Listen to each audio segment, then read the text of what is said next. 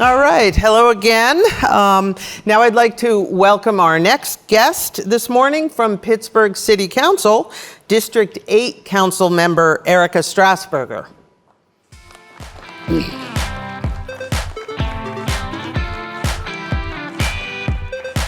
Hi, Erika. Hi. Thank you so much for being here. Thanks for having me.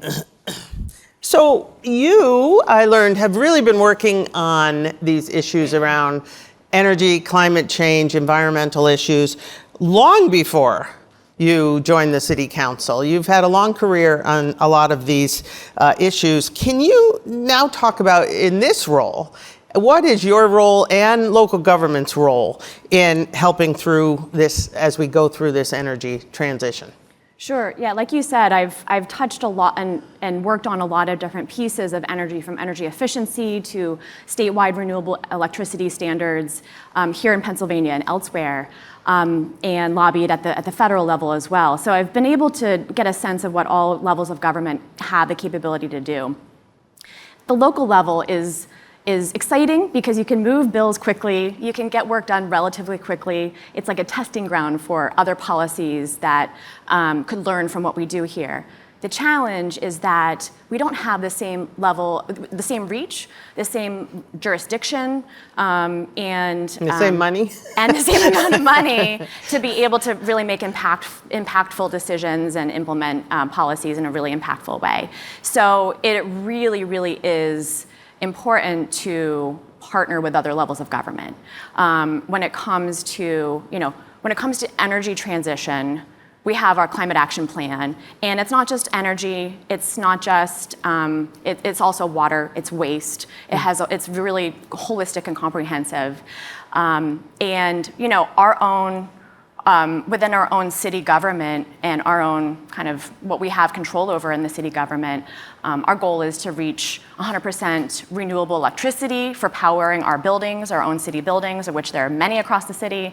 You think of, public works, storage centers, even those we want to power with clean renewable energy. So where are you on those kinds of efforts? I mean, are you just the very beginning? This is a goal you want to get to by 2050? Or is this something that's happening now? We're on the path, but it is slow because we have to balance that with all the things that cost money to buffer against the worst impacts of climate change. Cleaning up and restoring hillsides after a terrible year a few years ago of major landslides in the city of Pittsburgh. Those cost millions and millions of dollars. And when we have the decision to make between renovating our city hall essentially and making it 100% efficient and zero carbon, or cleaning up 10 landslides, it's a hard trade-off. And these landslides are climate related, do you believe? Is that? I mean, the more heavy rain that we have, the greater chance we have for landslides. Mm-hmm. These landslides that happened kind of all in 1 year occurred when we got a freeze-thaw cycle and then really, really early heavy rains in March. Mm-hmm. I mean, that's what caused it. Yeah. And there's no doubt that those kinds of storms that are usually happening now, happening in March, are a result of climate change. So you're trying to move forward to get to cleaner energy, but you have to pay for and deal with the effects of the things that are happening from climate change. What about electric vehicles and transit? That's my specialty, is transportation. I'm curious, how far along Pittsburgh is on some of these newer types of cleaner transportation. Sure.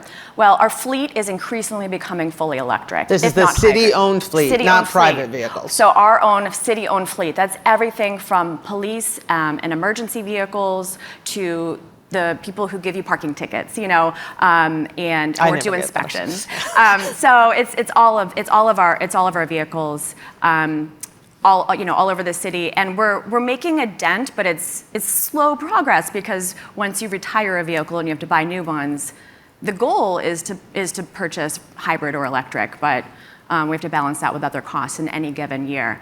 When it comes to transit, that's another place where it's imperative that we partner with other levels of government. Transit is handled by the county, so we can create walkable, bikeable, complete streets for everyone to use.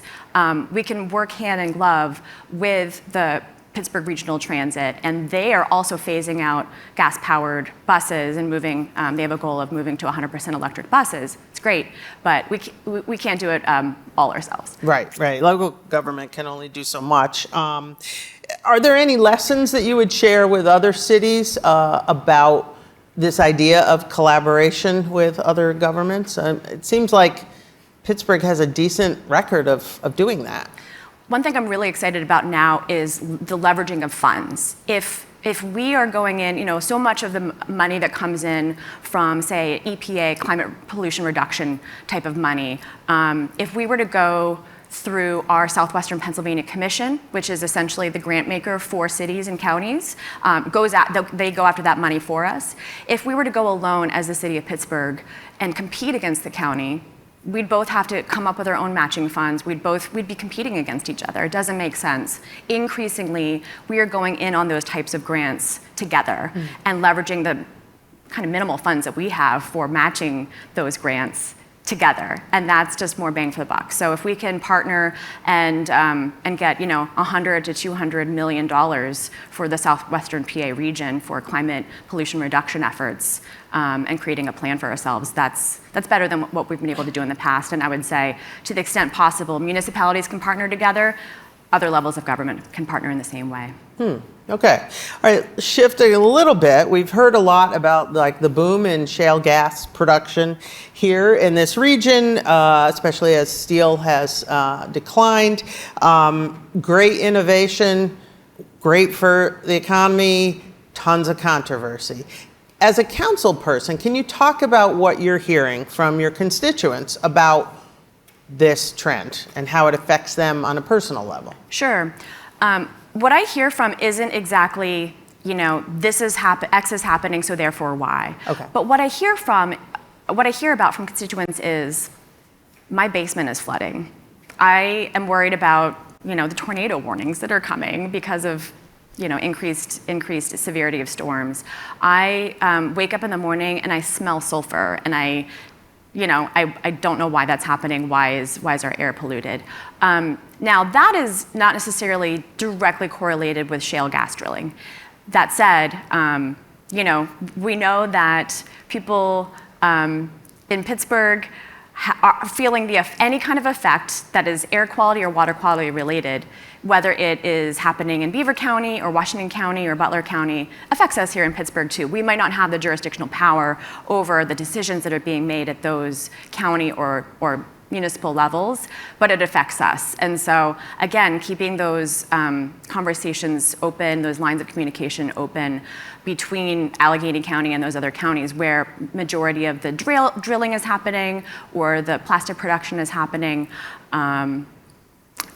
or any other part of the process is really, really important because, water doesn't stay in one place. We have 3 rivers and they flow from and to lots of different places, and the effects of maybe not shale gas drilling, but steel making, certainly, the air pollution effects affect my residents, and I can't tell you how many times I've had to field calls and say, we'll work with the county health department as best as we can. We'll work with the EPA as best we can. We'll work with the companies as best we can. But we as city council don't have the power to do much about it. Mm-hmm. I wanted to talk also about, over and over we see in any city, not just Pittsburgh, that the people that are most affected by air pollution and sort of the negative effects of some of these industries are poorer, lower income, often communities of color. How do you think about how to protect all people and make sure that everyone is brought along as this transition goes through? Yeah. Well, I think with any kind of plan that is developed, our biggest opportunity as a city right now is our comprehensive land use plan, and we're embarking on a 2-year process. Understanding that we want to involve the impacted communities, and in Pittsburgh, yes, it is economically segregated and racially segregated, and so making sure that we are talking to the environmental justice communities, designated environmental justice communities, about what they're feeling, what they're experiencing, what they want, without that being an extractive process either, meeting after meeting after meeting. So it's a really tricky balance, but ensuring that, if what we're hearing is, more public transit in their area would be really important, then we have to prioritize that. If, having access to our rideshare, our bike ride share e-bikes would be helpful, then that is what we have to prioritize. It's just, it's all about listening, honestly, and just being really good at responding to the needs rather than having the meetings, hearing what they're saying, and then not really addressing it. Yeah. Are there any things that you can think of where the residents came and said, we need this, and it actually happened? It got delivered? Like, is there more transit, or, are autonomous vehicles yet able to go into the neighborhoods where they're needed? Whatever. Yes, I would say that Pittsburgh Regional Transit has been increasingly responsive to everything from, we don't want this bus line here. What we really need is, if you're going to prioritize it, get it into, say, Hazelwood, where Hazelwood Green, there's a lot of exciting stuff happening. Former steel mill site, there's a lot of room for solar, for the new economy, and disenfranchised and lower income residents. So prioritizing transit, the councilwoman for that district has been incredibly a huge advocate for public transit for residents there. And they listened, and new sidewalks are being built from the city. Transit lines are coming in, and it's been a partial success on the way to a full success. Absolutely. As you look ahead, I'm curious, what's the most important thing that Pittsburgh can do to manage this energy transition? We can lead by example, and then we can work in collaboration with the other organizations out there that are part of our energy purchasing consortium. And then I think we can start to continue to partner with all levels of government and private entities as well when it comes to the development of clean energy. Whether it's hydroelectric, whether it's solar fields, solar arrays, whether it's distributed energy, we have the ability to power our buildings and more with clean energy that doesn't have to be purchased in Ohio, that we could create right here on site in or near the city. So that's really exciting. I also want to give a shout out to energy efficiency, because that is the best way that people can save money in their homes and in their businesses and wherever they are, while also doing something good for the energy transition. So we have a really old building stock. If we can, in part through our current county executive, who as a state representative passed the Whole Home Repairs Act, giving money to people to not just repair their home, but retrofit it for energy efficiency, and then start to abate for lead, for radon, for mold, making a really healthy home. That's going to improve the quality of life, the health, and could create those really great jobs if we train for them. Might not be the hydrogen plant, but it could be distributed jobs all throughout the county and all throughout the region. If I were to do one thing to make my home more efficient in Pittsburgh, what should I do? Everyone thinks it's windows. Everyone thinks it's windows, but when I got mine tested for energy efficiency, turns out, it was a 100-year-old home, and there was equivalent of a hole this big in my, from all the different, it's usually attics and basements. So line your attic and look at your basement windows and see where the cobwebs are, and that's probably where the air is flowing in and out. All right, well, Erika, thank you so much. We have to leave it there, but I really appreciate you being with us today. Thank you so much. Thank you so much. Thank you. Thank you.